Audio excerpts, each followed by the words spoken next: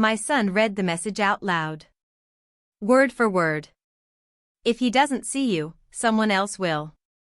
He looked at me like I was someone else. And in that moment, maybe I was.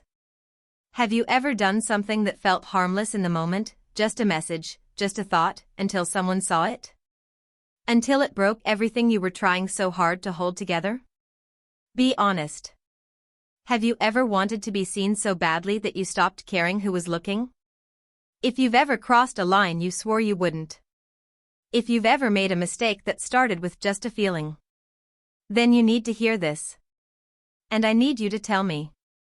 Would you have stopped yourself? Or would you have done what I did? It's been 5 weeks since that night. Since the look on my son's face knocked every breath out of my body. Since everything I thought I was holding together came undone in seconds. And it didn't happen during some fight or in the middle of a breakdown. It happened on a Tuesday. At 8:13 p.m. While I was reheating leftover lasagna. While Alaric sat at the kitchen counter and asked if he could play a game on my phone. I didn't think twice. I handed it to him. And then I went to grab the Parmesan cheese. By the time I came back, everything had changed. But that's not really where the story starts. It started long before that. Back when I still believed I was just tired, not lonely. Back when I still thought Dakari loved me. We met the way people don't anymore. No dating app. No algorithm. Just real life. He worked maintenance at the college I was attending night classes at. I locked myself out of the lab one evening, he let me in. And something about the way he smiled when I thanked him. Like he was really looking at me, not through me. It stayed with me. He used to leave sticky notes on my windshield. Little things like, "Don't forget to eat," or, "You're doing better than you think." It was simple. But God, it made me feel chosen. We got married after 2 years. Had Alaric the year after that. And for a while, everything felt golden. Mornings were messy, and bills piled up, sure. But we had laughter. We had kisses in the hallway and fights that ended with forehead touches and quiet apologies. We were building something. Or at least I thought we were. But then Dakari got promoted. More hours. More calls. More nights where he didn't come to bed at all. He started using words like pipeline and forecast and client trust. And he stopped asking how my day was. I told myself it was a season. That it was for us. For Alaric. That all the ignored texts and missed dinners would mean something one day. But months passed. Then years. And I realized. I had become background noise. He used to text me just to say he missed me. Now I was lucky to get on my way at 11 p.m. We didn't fight. That's the thing no one tells you. It's not always yelling and slamming doors. Sometimes it's just silence that stretches so far you forget what it's like to hear your name said with love. I'd sit at the table folding Alaric's laundry at 2 a.m., scrolling through photos from years ago. Dakari held our baby on his chest, laughing like the world was perfect. And I'd wonder where that man went. I stopped dressing up. Stopped hoping for date nights. Stopped trying to start conversations I knew he wouldn't finish. And still, I didn't leave. Because I loved him. And because I didn't know who I was without him. But there's a line between staying strong and staying silent. And eventually, silence starts to rot. I didn't cheat. Not with my body. But I crossed a line anyway. It started with a friend request. Just a name on a screen. Valentine Bird. We hadn't spoken in 12 years? Maybe more. He was someone I knew before Dakari. Before Alaric. Before grocery lists and back-to-school nights and did you pay the water bill? Back when my name still sounded like my own when people said it. I clicked accept without thinking. It felt harmless. Just an old friend popping up in the middle of a long, quiet Tuesday. A couple hours later, he messaged me. Said he saw a picture of me through a mutual friend, and I looked exactly the same. That he hoped life had been kind. And I don't know why. But that little comment hit harder than it should have. Maybe because kindness felt like something I hadn't seen in a while. Maybe because I couldn't remember the last time someone looked at me and said I looked good. I typed back something casual. Nothing flirty. Just, safe. We kept chatting. Mostly small talk. Old memories, stupid jokes, who ended up where. But then one night, he said something that stuck. I had posted a photo, nothing special. Just me, sitting in the car, hair pulled back, half a smile, waiting for Alaric to get out of practice. He replied. There's something in your eyes that still glows. But you look tired too. Tired in the kind of way that doesn't come from not sleeping. I didn't answer right away. I stared at those words longer than I should have. Because he wasn't wrong.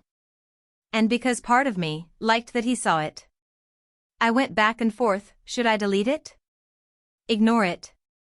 But then I wrote back something I still don't know how to explain. I said. Sometimes it feels like I disappeared, and no one noticed. And he wrote back instantly. I noticed. That was the shift. The moment the ground under me changed, even if I didn't realize it yet. He didn't say anything dirty. He didn't ask for anything. He just saw me. The way Dakari used to. And the worst part? It felt good. God, it felt good. After that, the messages came every day. Always late, when the house was quiet, when the dishes were done, when the lights were low. That's when I felt most like myself. And least like someone's invisible wife. We started sharing more. Little details. Regrets. Secrets you're not supposed to say out loud. He told me he never married. Said he got close once, but couldn't do it. Said he always remembered how I used to laugh. And I told him I stopped laughing like that a long time ago. I knew I should stop. That it was heading somewhere I wasn't ready to admit. But when someone sees the parts of you that no one else even looks for, it's hard to let that go. The last message I read before everything blew up? It was just 8 words. 8 words that changed everything. If he doesn't see you, someone else will. And the thing is, I didn't delete it. It was just another Tuesday. Nothing about it screamed warning. Nothing said tonight changes everything. The house smelled like lasagna. The kind from the freezer aisle, the one Alaric pretends to hate but always finishes. The lights in the kitchen buzzed low. One of them had that flicker again, too dim to notice unless everything else was quiet. And that night, everything else was quiet. Dakari had messaged around 6:30. Running late. Don't wait up. Same line. Same ghost routine. Different night. I set a plate aside for him anyway. Old habit. Muscle memory, maybe. Alaric was at the counter, still in his hoodie from school, backpack half unzipped, earbuds hanging around his neck. He was chewing something, I think gum, and scrolling through something on his iPad. Dinner at 10, I said, wiping my hands on a towel. He nodded, and didn't look up. That's how most conversations go with him these days. I walked into the living room to grab my phone. Saw 3 messages. All from Valentine. The last one was the one I hadn't answered yet. The one I'd read twice already. The one I swore I'd delete later, but didn't. I was about to lock the screen when Alaric called out, "Hey, can I play something on your phone?" My battery's dead. I hesitated for maybe a second. Then handed it over without thinking. Just don't dig through my texts. Unless you want to be bored to death by grocery lists and your dentist reminders. He laughed a little. Gross. That's the last time I remember laughing that night. I went to grab the Parmesan. Spent maybe 2 minutes in the kitchen. And when I walked back in, he wasn't playing a game. He was staring at the screen. Stone still. Not blinking. The light from the phone made his face look older somehow. Not 15. Not my baby. Alaric? I said gently. He didn't look up. Didn't move. Then he spoke, quiet. Almost calm. Mom, who's Valentine Bird? My heart just stopped. That name. Out loud. From his mouth. I reached out for the phone, but he pulled it back. If he doesn't see you, someone else will. You sent that? I couldn't speak. His eyes finally met mine, and I swear, I've never felt smaller. You sent that to someone who isn't Dad? He wasn't yelling. That would have been easier. This was worse. This was calm like the surface of a storm. Like the silence right before everything snaps. Alaric, it's not. Not what it looks like, he cut in, laughing bitterly. Don't do that. Don't lie like I'm stupid. I opened my mouth. Closed it again. I felt like I was drowning in my own breath. How do you explain to your son that you weren't cheating, but you weren't innocent either? That you were just tired. Lonely. Starving for something that felt like a connection, even if it was only through a screen. But that doesn't sound any better when it's your kid asking. He shoved the phone into my chest. You're just like him. That one hit harder than I expected. Always pretending. Always somewhere else. Always acting like your silence doesn't hurt anyone. I tried to say something, anything. Alaric, I didn't mean. Don't. Just don't. He turned, walked upstairs. Didn't slam the door. Didn't yell. Just left me standing there in the middle of the living room, lasagna burning in the oven, phone in my hand, tears blurring the screen. I looked down at that message. 8 stupid words. 8 words that changed everything. If he doesn't see you, someone else will. I finally deleted it. But it didn't matter. Because the one person who wasn't supposed to see it already had. The next morning felt like walking through a house that wasn't mine anymore. I woke up before my alarm, eyes burning from sleep I never really fell into. Dakari was already gone. He'd left sometime in the middle of the night, probably to get ahead on emails or avoid traffic or maybe just to avoid me. I sat on the edge of the bed with my hands in my lap, staring at the carpet like it might hold some kind of answer. It didn't. I could hear Alaric in the kitchen. Cabinets opening, cereal box rustling, no music, no talking. Just movement. Quiet and sharp. I walked in like nothing happened. Hair still tied back, sleeves pulled over my palms like armor. Morning, I said softly. He didn't look up. He didn't even blink. He just poured his cereal, picked up his spoon, and started eating. Like I wasn't even there. I sat across from him. And for a second, I let myself believe he was just tired. Maybe it hadn't hit him that hard. That maybe we could just go back. But then I reached across the table, just to tap his hand.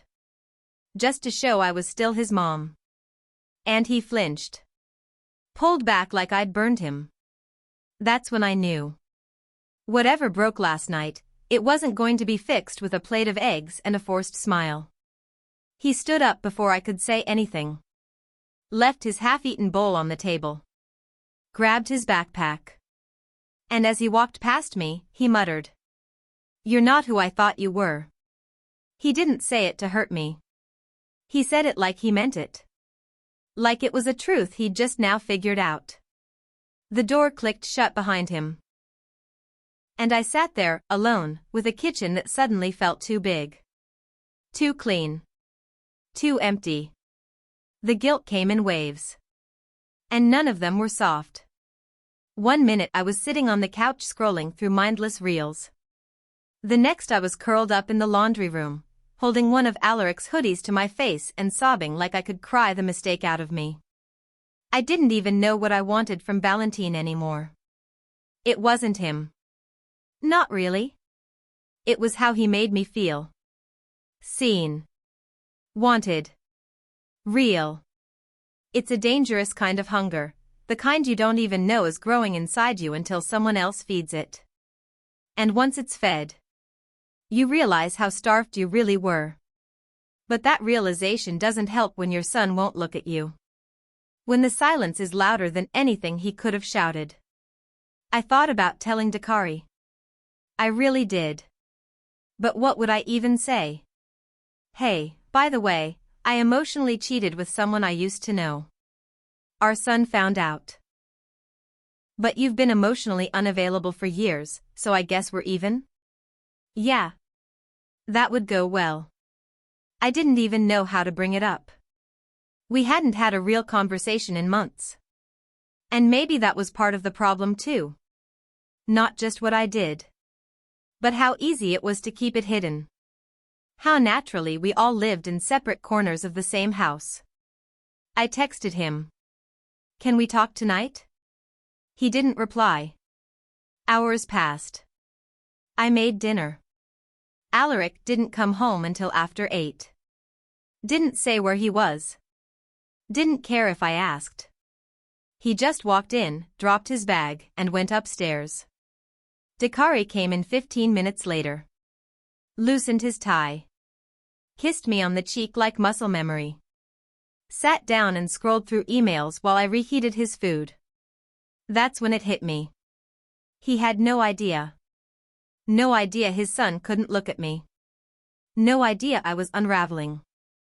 No idea that one sentence from one man had detonated a bomb in the middle of our family. Because he wasn't paying attention. And maybe he hadn't been for a long, long time. I lay in bed that night staring at the ceiling. Dakari slept beside me.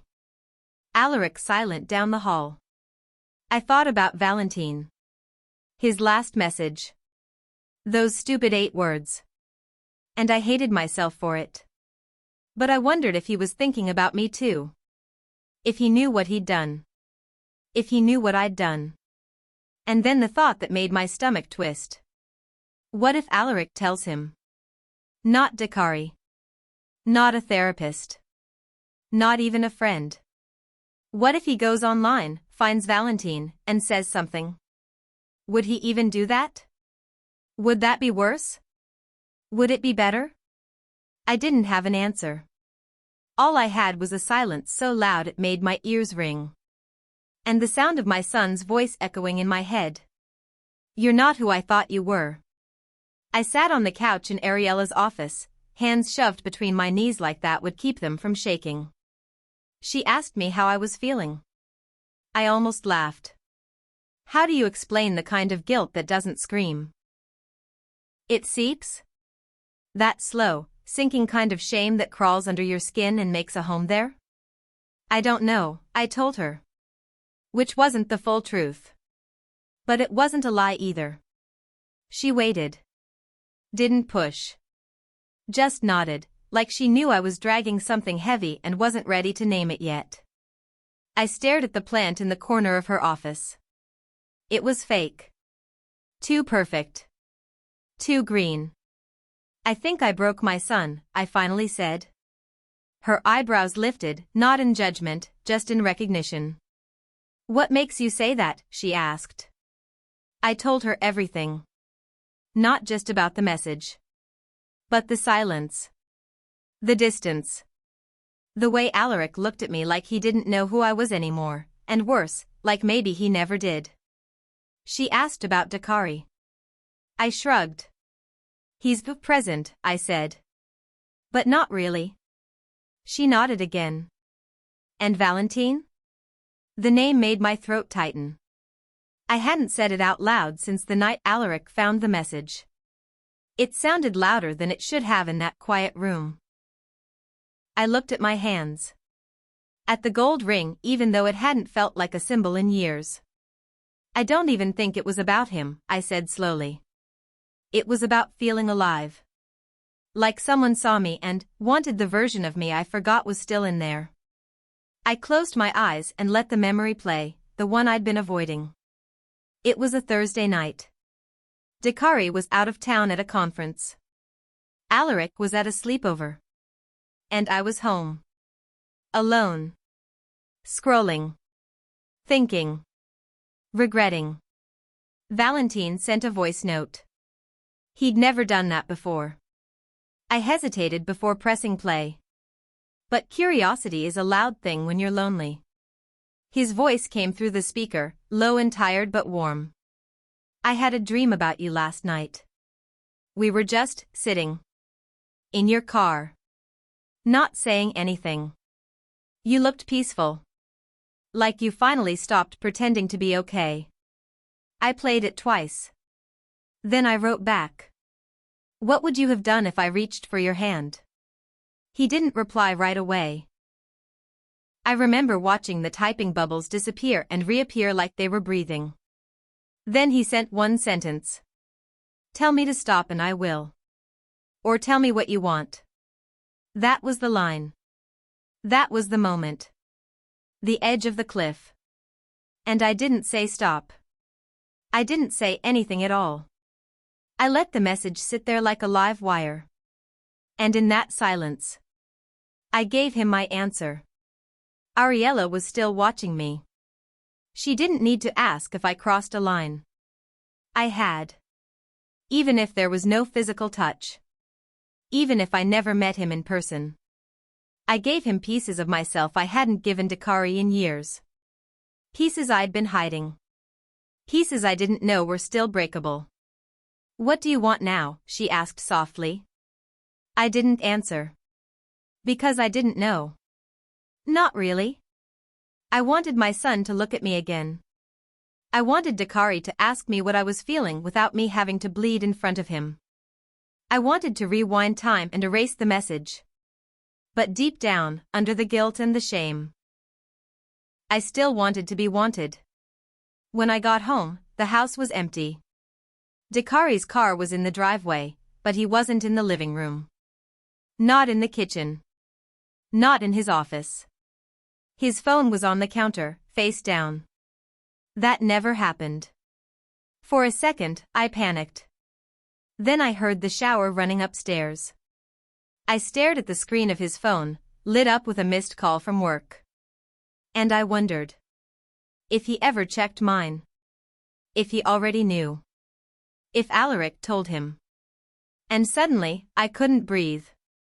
Because if he didn't know, then it meant he still trusted me. And that was somehow worse. The next morning felt off. Not bad. Not good. Just off. Have you ever woken up and immediately knew something's wrong? Before you check your phone, before anyone says anything. You just feel it? That was today. I came downstairs and saw Alaric already at the table. Backpack zipped. Hoodie pulled Tig. Maybe Alaric screenshotted it first. I opened my mouth, but nothing came out. Dakari finally looked up at me. And what I saw in his face wasn't anger. It wasn't betrayal. It was a vacancy. Like I was already gone. It was just messages, I finally whispered. The silence after that was louder than anything I've ever heard. He stared at me for a long time. Then I looked at Alaric. You knew, he asked him. Alaric nodded once. No emotion. Just confirmation. I looked at my son and felt something in me split wide open. He didn't look proud. He didn't look vindicated. He looked sad. Wrecked in a way that said, I didn't want this. But you left me no choice. Dakari stood slowly. Set the phone down like it weighed 100 pounds. I'm going to be staying at my brother's for a while. No yelling. No throwing things. Just a quiet exit. Like he'd already packed the bags in his heart. He turned to Alaric. You coming? Alaric hesitated. His eyes flicked to me. And for the first time since that night, I saw something in them that almost looked like pain. Not hate. Just heartbreak. He didn't answer right away. But eventually, he grabbed his bag and walked to the door. Didn't say goodbye. Didn't look back. Just left. And then they were gone. I stood in the kitchen, staring at the same message glowing on my screen. The one that had been typed in a moment of loneliness. A moment that didn't feel dangerous at the time. But now? That single sentence had shattered everything I was still trying to hold on to. I picked up the phone. Deleted it again. For real, this time. But the damage wasn't inside the screen. It was in the space they left behind. The coffee mug is still warm. The untouched second bowl of cereal. The silence echoing through every room of the house. It's been 3 days since they left. 3 dinners I cooked for no one. 3 nights I laid in a bed that still smelled like Dakari's shampoo. 3 mornings I woke up thinking maybe it was just a bad dream. But it wasn't. There's no toothpaste in the bathroom sink anymore. No half-wet towels on the floor. No cereal bowls in the sink. Just silence. The kind that wraps around your chest and squeezes slowly. The kind that makes you forget how to breathe. I keep thinking about that message. If he doesn't see you, someone else will. When I read it the first time, I thought it was comforting. Empowering, even. Now it just feels cruel. Because what they don't tell you about being seen is that once someone truly sees you, the ugly parts, the selfish parts, the broken pieces, they might never look at you the same again. And that's exactly what happened. I thought I was invisible. But the truth? I was never invisible. I just stopped showing up. I stopped asking to be touched. Stopped starting conversations. Stopped fighting for the version of us we used to be. Dakari didn't leave because I sent one message. Alaric didn't walk out because of one night. They left because, somewhere along the way, I stopped being someone they recognized. I thought I wanted to be wanted. But what I wanted was to feel like I mattered. I confused attention with affection. Validation with love. Loneliness with permission. And the worst part? I knew better.